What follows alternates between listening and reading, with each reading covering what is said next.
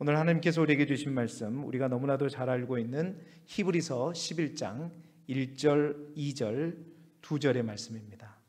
히브리서 11장 1절, 2절 말씀 같이 읽겠습니다. 시작. 믿음은 바라는 것들의 실상이요 보이지 않는 것들의 증거니 선진들이 이로써 증거를 얻었느니라. 아멘.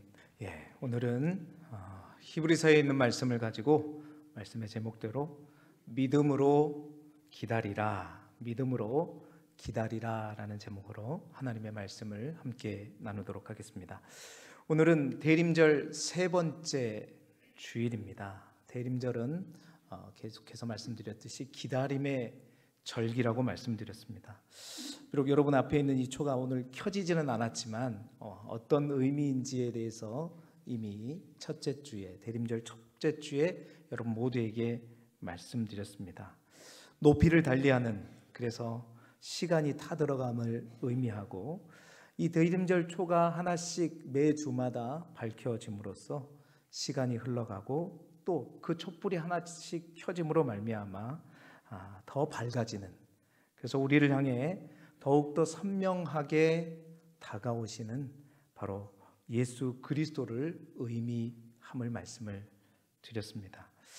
오늘도 우리의 기다림이 더 간절해지기를 소망하고 우리의 간절함을 가지고 또 갈망을 가지고 오늘도 예배의 자리에 나아가는 저와 여러분이 되시길 주님의 이름으로 축원합니다. 해마다 대림절기가 되면요, 제가 꼭 빠지지 않고 그래서 설교했던 주제가 뭐냐면 기다림이라고 하는 주제입니다. 이번 대림절에는 특별히 항존직 선거와 함께 맞물려 있었기 때문에 이 기다림에 대한 초점을 그 기다리는 자세에 맞추어서 함께 나누고 있습니다. 우리 기억하십니까? 지난주와 그 전주에 첫날부터 지금까지라는 제목으로 사도 바울이 에베소에서 이제 그 사역을 마치는 날까지 어떻게 사역했는가 우리가 쭉 함께 살펴보았습니다. 어떻게 사역했는가? 그러니까 이별할 때까지 어떠한 모습으로 어떠한 자세로 임하였는가를 함께 보았었죠. 그렇습니다. 어떠한 자세로 기다리느냐, 그것은 우리에게 굉장히 중요합니다. 마태복음 여러분 25장에 보게 되면 우리가 잘 아는 달란트 비유가 있습니다. 달란트 비유, 그 비유가 우리에게 주는 핵심이 뭐냐? 그 핵심은 바로 종들에게 각각 종들의 재능대로 5달란트, 또한 2달란트, 1달란트를 맡겨놓죠. 그리고 나서 오랜 후에 주인이 오시는 그런 설정이 되어 있습니다. 그리고 그 주인이 오기까지 기다리되 그들이 어떠한 자세로 어떠한 태도로 기다리느냐, 그것이 바로 25장에 있는 달란트 비유의 핵심 메시지이죠. 기다리는 것이 중요한데 자칫 엉뚱한 준비, 그 엉뚱한 준비가 뭐였죠? 1달란트를 땅에 묻는 것을 의미하는 것입니다. 그래서 그 땅을 묻고 기다리게 될 때 그 기다림이 영광과 또한 기쁨과 보상의 시간이 아니라 오히려 책망과 심판을 받는 시간이 될 수 있다라는 것이죠. 여러분, 우리의 기다림이 정말 그 끝에 반드시 책망과 심판이 아니라 칭찬과 또한 기쁨과 보상의 그 즐거움이 넘치는 그러한 시간이 되시기를 주님의 이름으로 축원합니다.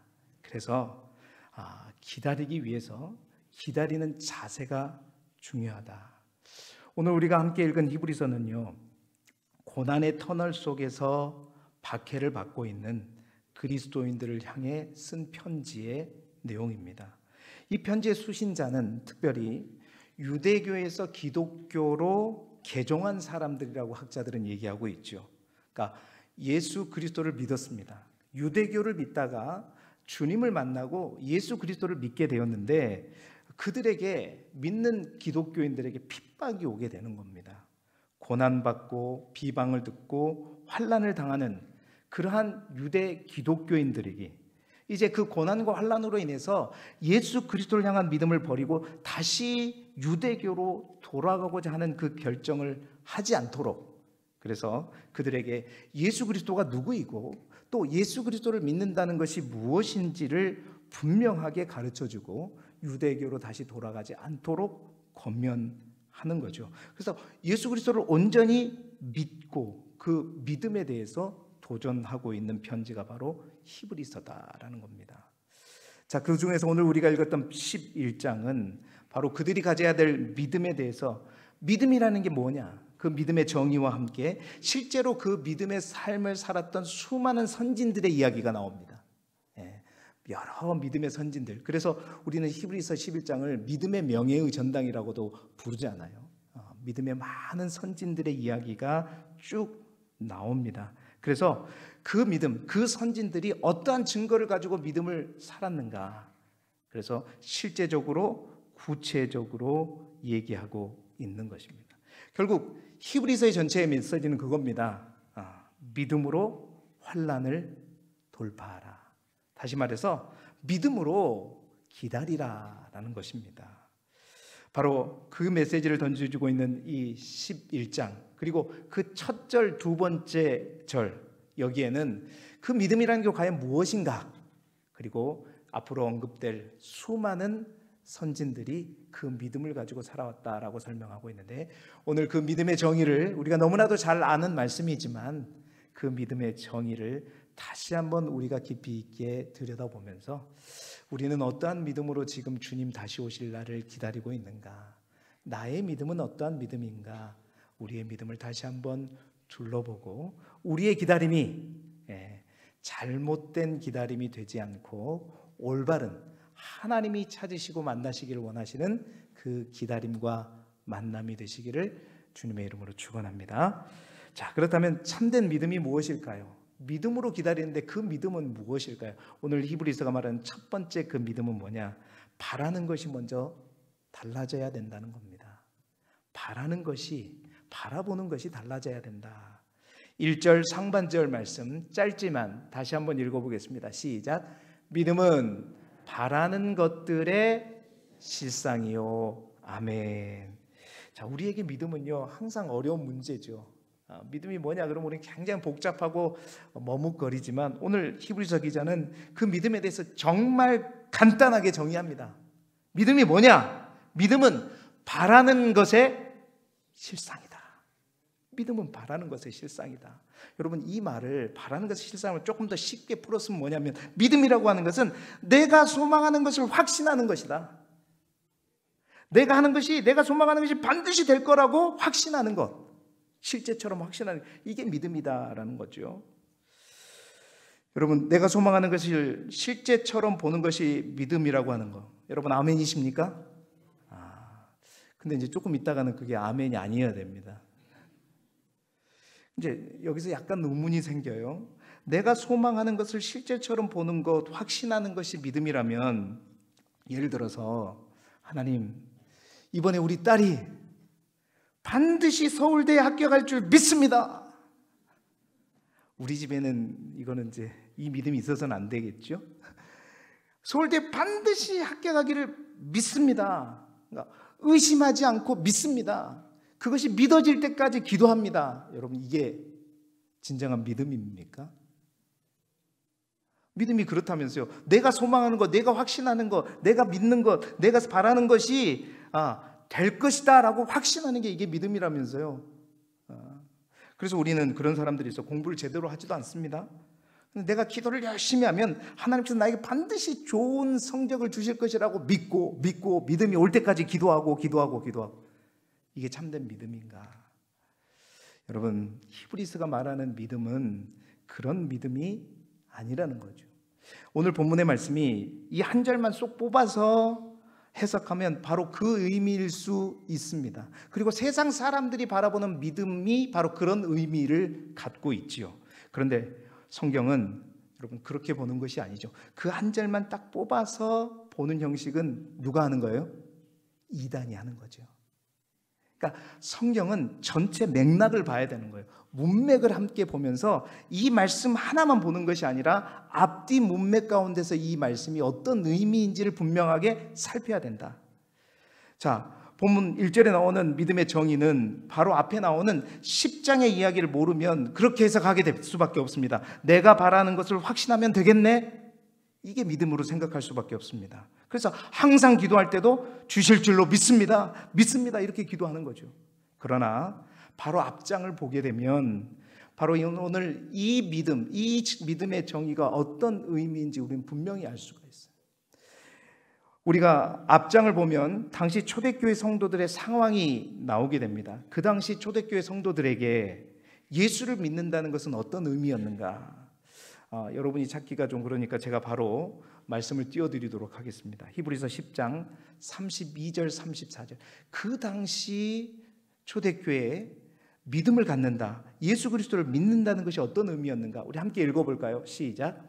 전날에 너희가 빛을 받은 후에 고난의 큰 싸움을 견디어낸 것을 생각하라. 혹은 비방과 환난으로서 사람에게 구경거리가 되고 혹은 이런 형편에 있는 자들과 사귀는 자가 되었으니. 아멘. 자, 이 말씀 가운데 전날에 너희가 빛을 받았다, 빛을 받은 후에라는 말은 무슨 말이죠? 너희가 이제 유대교 신자였던 너희가 예수 그리스도를 만나고 하나님을 알게, 진정으로 예수 주님을 만나게 되었다는 겁니다. 예수 그리스도를 믿게 되었다는 거죠. 받은 후에, 여러분, 그 후에 예수 그리스도를 믿는다는 삶, 믿는 삶이 어떠한 단어로 표현되고 있냐면 제가 분홍색으로 표현해놨죠. 첫 번째는 뭐예요? 고난의 큰 싸움을 만날 수밖에 없다. 그리고 또 뭐가 있죠? 비방이 있죠. 또 뭐가 있어요? 환난이 있습니다. 그리고 많은 사람들에게 뭐가 되는 거예요? 구경거리가 되는 거. 이어지는 34절을 우리가 보지는 않았지만 갇히고 또한 소유를 빼앗기는 것. 그 당시에 기독교인들에 대한 심한 박해가 있었죠. 이제 학자들은 그 박해가 로마의 도미티아누스 시대의 기독교 박해를 의미한다고 얘기하고 있습니다. 자, 그러한 그 당시에 성도들이 예수 그리스도를 믿는다는 것은 어떤 의미냐? 고난의 큰 싸움을 견디는 것이고 비방과 환난과 구경거리 그리고 여러 가지 갇히고 소유를 빼앗기는 것, 바로 그것이 예수 그리스도를 믿는다는 말의 의미고 삶이었다라는 겁니다. 자, 그런데 이어지는 35절 36절에 뭐라고 얘기하냐면 35절 36절 말씀도 같이 읽어보겠습니다. 시작. 그러므로 너희 담대함을 버리지 말라. 이것이 큰 상을 얻게 하느니라. 너희에게 인내가 필요함은 너희가 하나님의 뜻을 행한 후에 약속하신 것을 받기 위함이라. 아멘. 자, 그런데 너희가 담대함을 버리지 말라는 거예요. 또한 뭐가 필요하다? 인내가 필요하다. 왜 그러냐? 왜 담대해야 되고 왜 인내가 필요하냐? 바로 너희가 하나님의 뜻을 행한 그 이후에 약속하신 것을 받기 때문이다.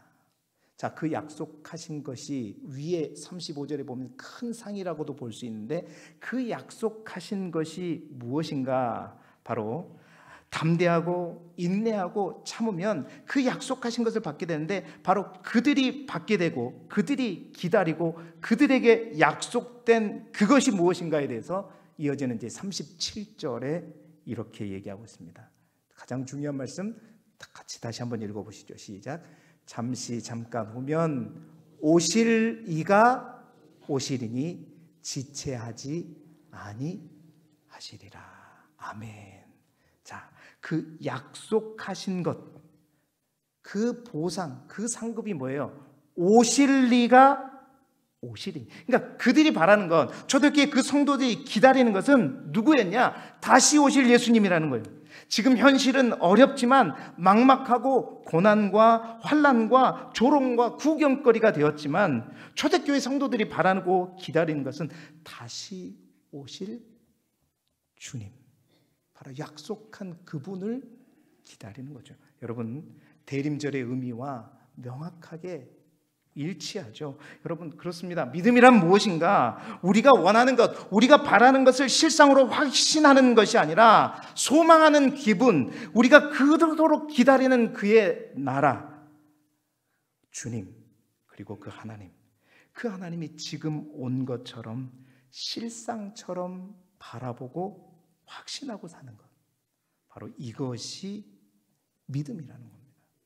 10장을 내용을 읽지 않고 오늘 본문만 읽으면 그렇습니다. 믿음은 우리가 바라는 것을 믿고 확신하는 것입니다. 우리가 바라는 것이 그렇습니다. 좋은 학교일 수도 있고 좋은 집일 수도 있고 명예일 수도 있습니다. 그게 아니라는 거예요. 우리가 바라는 것은 다름 아닌 예수 그리스도이다. 믿음의 출발은 무엇입니까? 바라는 것을 제대로 바라는 것에서부터 출발한다라는 겁니다. 바라는 것부터 제대로 잡는 것, 거기에서부터 출발한다는 겁니다. 초대교회 성도들은 누구도 새 집을 바라지도, 좋은 직장을 바라지도, 좋은 대학을 가기를 원하지도 않았다는 거예요. 바로 주님을 바라보고 주님을 기다리고 또한 주님을 원했다는 것입니다. 우리가 바라보는 것, 바라는 것이 달라져야 됩니다. 사랑하는 성도 여러분, 예수 그리스도를 믿기 전이나 후에나 우리가 바라보는 것은 어떻습니까? 예수 그리스도를 믿는다고 하면서도 예수님을 믿고 난 이후에도 여전히 우리가 바라보는 것이 세상 많은 사람들이 바라보는 그것을 바라보면서 밤마다 새벽마다 내가 그것을 얻기를 간절히 구하고 믿고 그것을 확신하려고 노력하고 있다면 그것이 진정한 믿음인가? 아니라는 겁니다. 믿음은 바라는 것을 제대로 바라보는 것입니다. 그래서 히브리서 기자는 이어지는 12장 서두에 바로 이렇게 얘기하죠. 우리가 너무나도 잘 아는 말씀입니다. 히브리서 12장 2절 상반절 같이 읽어보겠습니다. 시작. 믿음의 주요 또 온전케 하시는 이인 누구를 바라보자? 예수를 바라보자. 예수를 바라보자. 오늘도 이 자리에 여러분 모두가 분명히 예수 그리스도만을 바라보며 오신 줄 믿습니다. 우리가 그 마지막 때에 어떤 보상, 어떤 것이 아니라 항상 우리의 믿음의 출발은 무엇을 바라보느냐에 따라서 첫 단추가 매겨지는 것입니다. 오늘 우리 모두가 고난과 환난 가운데 있을지라도 눈에 보이지 않을지라도 바로 우리가 간절히 바라고 원하는 그 주님을 바라보는 그 믿음으로 오늘도 걸어가는 저와 여러분이 되시길 주님의 이름으로 축원합니다. 두 번째 참된 믿음, 히브리서 기자가 말하는 믿음은 어떤 믿음일까요? 진짜 실상이 보이는 것이다. 자, 1절 상반절 말씀 우리 다시 한번 읽어보겠습니다. 시작. 믿음은 바라는 것들의 실상이다. 여기서 두 번째 주목할 단어가 뭐예요? 실상이라는 거예요. 실상이란 말은 뭐예요? 실제라는 거예요. 바라는 것들 지금 여기 없어요. 저 멀리 있는 건데 그것이 실상이 된대요. 여러분, 바라는 것이 주님이 되는 것, 그것이 믿음의 출발인데 거기에서 그치지 않습니다. 오늘 성경은 그 바라는 것이 것들의 실상이 바로 믿음이다. 그 바라는 것이 실제처럼 여기에서 지금 여기에서 보이는 것, 내 눈에 보이지 않는 하나님, 그 하나님이 실상으로 실제처럼 우리의 삶의 현장 구석구석에서 느껴지고 또 확실히 보이는 것, 이게 바로 뭐예요? 진짜 믿음이다. 자, 구체적인 예를 들어서 설명해 보겠습니다. 여러분 요셉 잘 아시죠? 요셉이 어떠한 어려움을 당했는지도 잘 알고 계시잖아요. 요셉의 믿음이 어땠는가? 믿음의 사람 요셉, 그의 믿음이 어땠죠? 보디발의 아내가 집에 아무도 없을 때 누구를 유혹합니까? 요셉을 유혹합니다. 뭐라고 유혹하죠?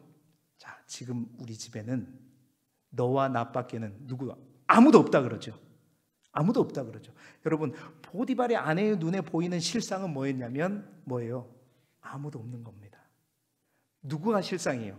너와 나밖에 없는 게 실상이에요. 그러니까 보디발의 아내의 눈에는 실제로 보이는 것은 너와 나밖에 없다는 거예요. 아무것도 없는 것이 실상입니다. 그런데 이 보디발의 아내의 눈에는 보이지 않는, 그러나 요셉의 눈에는 분명하게 보이는 또 하나의 실상이 있었다는 거죠. 그 실상이 무엇일까? 그 실상에 대해서 요셉은 창세기 39장 9절에 이렇게 얘기합니다. 읽어볼까요? 시작. 이 집에는 나보다 큰 이가 없으며 주인이 아무것도 내게 금하지 아니하였어도 금한 것은 당신뿐이니 당신은 그네의 아내임이라. 그런즉 내가 어찌 이 큰 악을 행하여 하나님께 죄를 지으리까. 자, 보디발의 아내의 실상은 아무도 없어요. 누구밖에 없어요? 자신과 요셉 둘밖에 없어요. 이게 보이는 실상입니다. 그러나 요셉의 눈에는 누가 보여요? 아시네요, 여러분? 이게 믿음이라고요. 믿음은 다른 것이 아닙니다. 보이는 실상, 남들이 보지 못합니다. 그러나 내 눈에는 분명히 보이는 거예요. 누가? 하나님이 보이는 겁니다. 하나님이 이 자리에 함께하고 하나님이 이 자리에 분명히 계시는 게 실상으로 보이는 겁니다. 그냥 막막하게 보이는 게 아니에요. 실제로 보이는 겁니다. 실제처럼 보이는 겁니다. 여러분, 이 실상이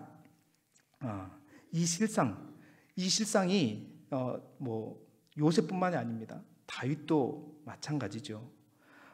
다윗도 그 대표적인 시를 통해서 다윗이 자신의 인생을 한 낱말로 표현했더니 그게 뭐였냐면, 제가 장례 설교 때 자주 얘기하죠. 부족함이었습니다. 다윗은 자신의 인생을 쭉 돌이켜 볼 때 자신의 인생을 한마디로 한 낱말로 표현하면 부족합니다.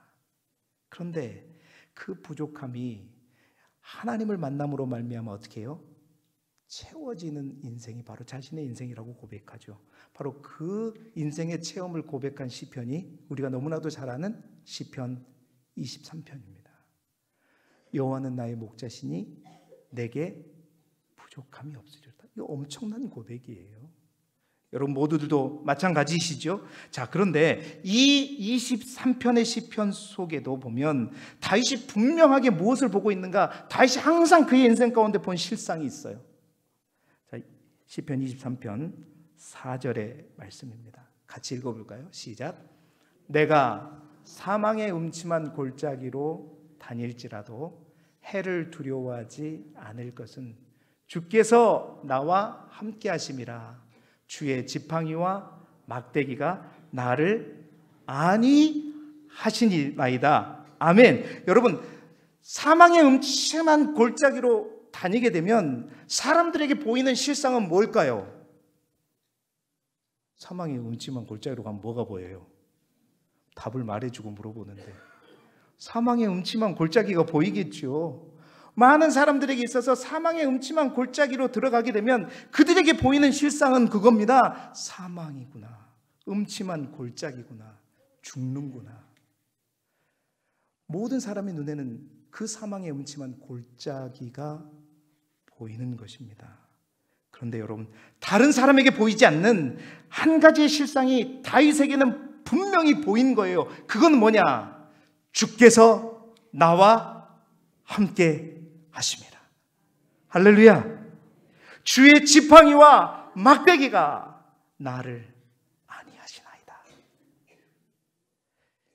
여러분, 사망의 음침한 골짜기에 계세요?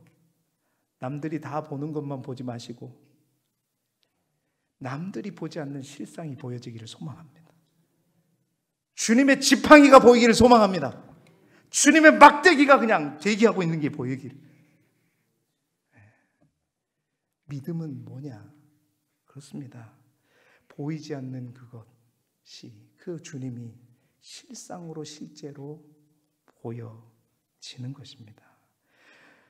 다윗에게는 실제처럼 사망의 음침한 골짜기에서 목자 되신 주님이 보였고 또한 주님의 지팡이와 막대기가 보였다는 것입니다. 오늘도 여러분의 삶 가운데 그 지팡이와 막대기가 보이시기를 축원합니다. 여러분, 이런 고백은 다윗의 시편에 무진장 많아요. 그 가운데 시편 139편 9절 10절 말씀도 음미해 볼까요? 같이 읽어보겠습니다. 시작. 내가 새벽 날개를 치며 바다 끝에 가서 거주할지라도 거기서도 주의 손이 나를 인도하시며 주의 오른손이 나를 붙드시리이다. 아멘. 이걸 볼 수 있어야 된다는 거예요. 주의 손, 주의 오른손. 성전에서뿐만 아니라 내가 바다 끝에 가서 거주할지라도, 저 세상 이 말이에요, 어느 곳에 있을지라도, 그것이 빈국이나 천막이나 사망의 음침한 골짜기나 어느 곳에 있을지라도 거기서도 뭐가 보인다? 실상이 보여요. 주님의 손이 보인다는 거예요. 주님의 오른손이 보인다는 겁니다. 주님의 오른손은 우리를 돕는 능력 있는 손입니다. 그 손이 보인다는 거예요. 사랑하는 성도 여러분, 다윗이 골리앗과 싸울 때도 마찬가지였습니다. 사울 왕뿐만 아니라 이스라엘 모든 군대에게 보이는 실상은 누구였어요? 육적 장수 골리앗입니다. 무서운 거인이었습니다. 모든 사람들에게 보이는 실상은 바로 골리앗밖에 보이지 않았습니다. 그러나 사람들의 눈에는 골리앗만이 실상이었죠. 그런데 다윗에게는 또 다른 실상이 보였죠. 그래서 그는 이렇게 고백하잖아요. 사무엘상 17장 45절 말씀, 정말로 중요하고 굉장히 중요한 말씀, 같이 읽어보겠습니다. 다윗이 블레셋 사람에게 이르되 너는 칼과 창과 단창으로 내게 나아오거니와 나는 만군의 여호와의 이름 곧 내가 모욕하는 이스라엘 군대의 하나님의 이름으로 내게 나아가노라. 아멘. 그들에게 보이는 실상은 골리앗이 들고 있는 뭐였어요? 칼과 창과 단창이 사울을 비롯한 모든 이스라엘 군대들, 모든 군인들에게 보이는 실상은 바로 그거였단 말입니다. 그런데 다윗은 또 다른 분명한 실상이 실제처럼 보였다는 겁니다. 그것은 누구냐? 바로 만군의 여호와 하나님인 줄 믿습니다. 그래서 그게 너무나도 실제처럼 느껴지고 또한 실제처럼 보여지기에 그는 칼과 창과 단창으로 나가는 게 아니라 그 하나님을 들고 그 하나님을 무기 삼아 간다라고 고백하는 것입니다. 얼마나 실제처럼 여겨졌으면 하나님을 무기로 간다 이거예요. 이게 바로 실제의 의미입니다. 실상의 의미인 것이죠.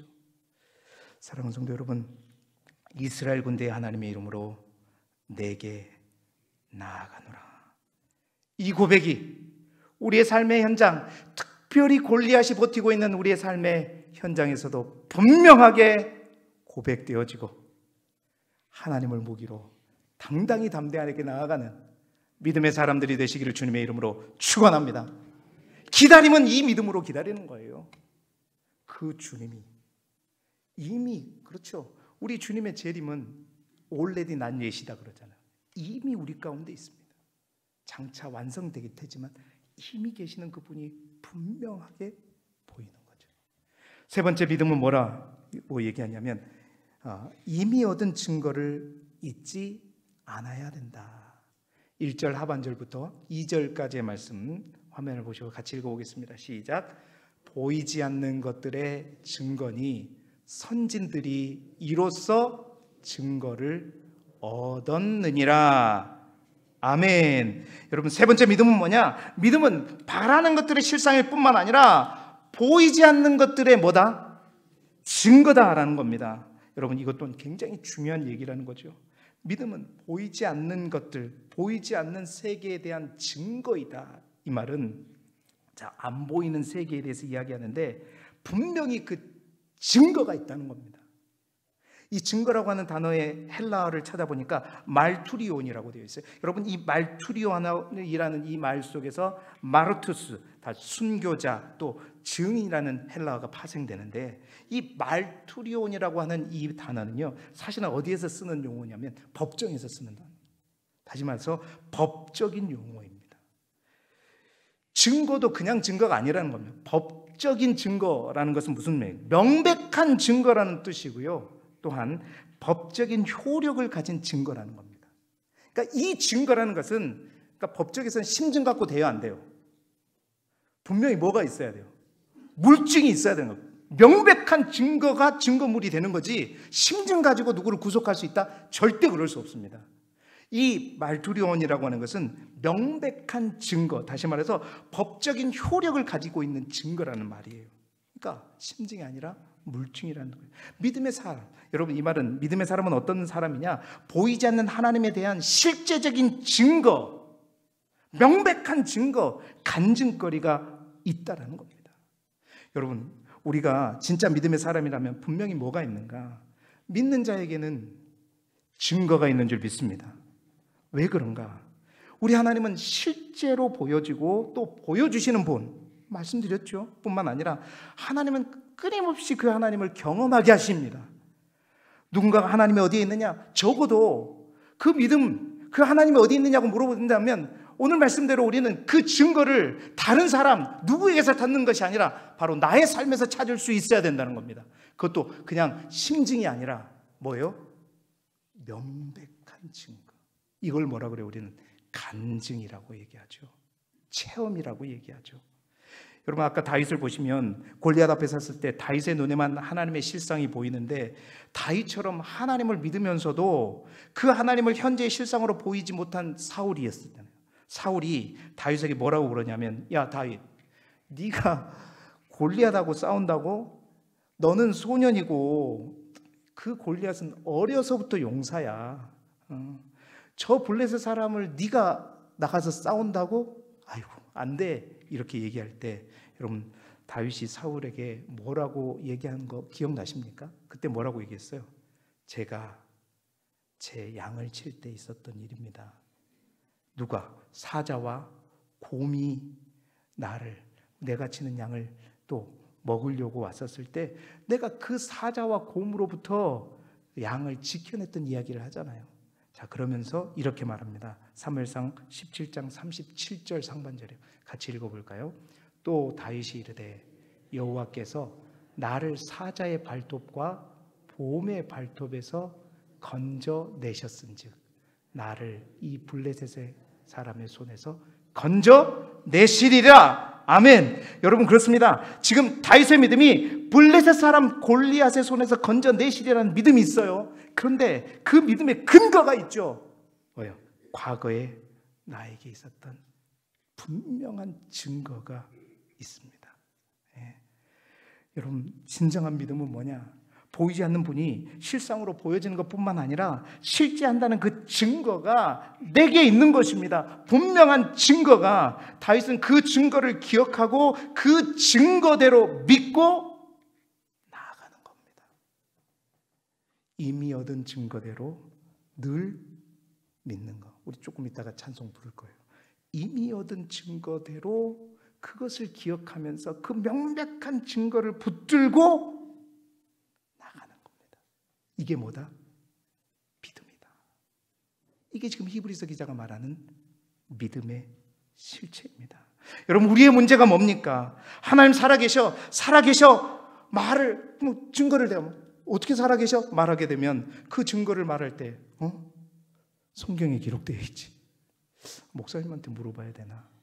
이게 아니라 여러분 삶의 증거, 우리 안에 분명한 믿음을 가지고 신앙생활 사람에게는 하나님께서 반드시 그 하나님이 네 곁에 있고 살아계시고 함께한다는 사실을 알게 하십니다.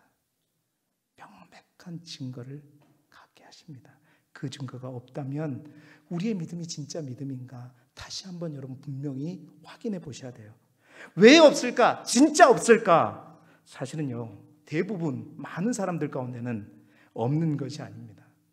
모르는 것이고 경험했음에도 불구하고 이미 그 얻은 증거를 잊어버린 거예요. 여러분 대표적인 예가 출애굽한 이스라엘 백성들이죠. 10개의 가지 재앙을 보면서 그들은 하나님이 살아계신 걸 얼마나 느꼈습니까? 얼마나 심지어는 홍해까지 건너면서도 그걸 알았던 그들입니다. 그런데 어떻게 해요? 금방 까먹어버리죠. 금방 잊어버리고 어렵고 힘들면 울고 통곡하고 의심하고 두려워하고 불평하고.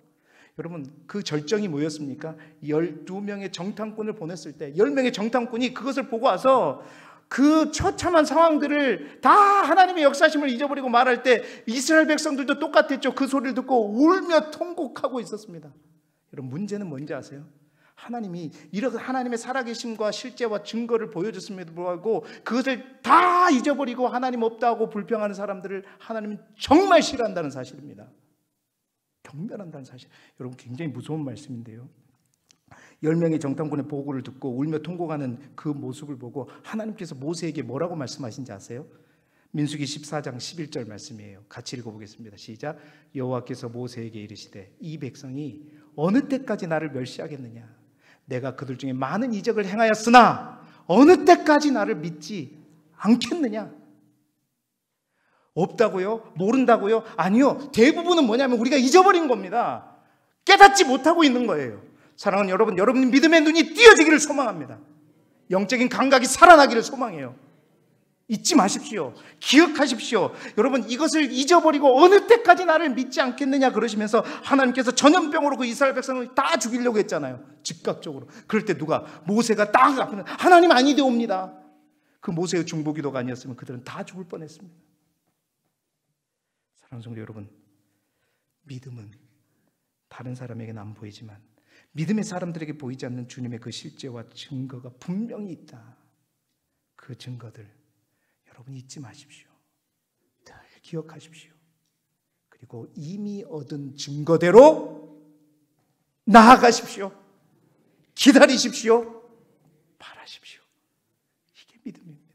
사랑하는 성도 여러분, 히브리서 기자는 지금 고난과 환난 가운데 있는 성도들과 오늘 대림절에 주님의 다시 오실 그날을 기다리는 우리 모두에게 믿음으로 기다리라, 믿음으로 기다리라 말씀을 전해주고 있습니다. 하나님은 그 믿음의 사람을 찾으십니다. 그냥 기다리는 것이 아니라 분명한 믿음을 가지고 기다리는 자를 찾으십니다. 그 믿음은 바라는 것이 먼저 달라지는 것입니다. 주님을 온전히 바라보는 것이고 모두의 눈에 보이지 않는 실상, 보이는 실상이 아닌 눈에 보이지 않는 하나님, 그 주님이 실제 우리의 삶 구석구석의 실상으로 보이는 것, 이것이 곧 믿음이고 또 늘 그 하나님을 실상으로 느끼고 살아가는 거죠. 그리고 살면서 그분의 살아계심을 체험하고 증거하며 이미 얻은 증거를 잊지 않고 더 큰 믿음으로 살아가는 것, 그 믿음으로 주님의 다시 오심을 기다리며 오늘도 그 믿음의 길을 한 걸음 한 걸음 걸어가시는 저와 우리 길쭉의 모든 성도들이 되시기를 주님의 이름으로 축원합니다.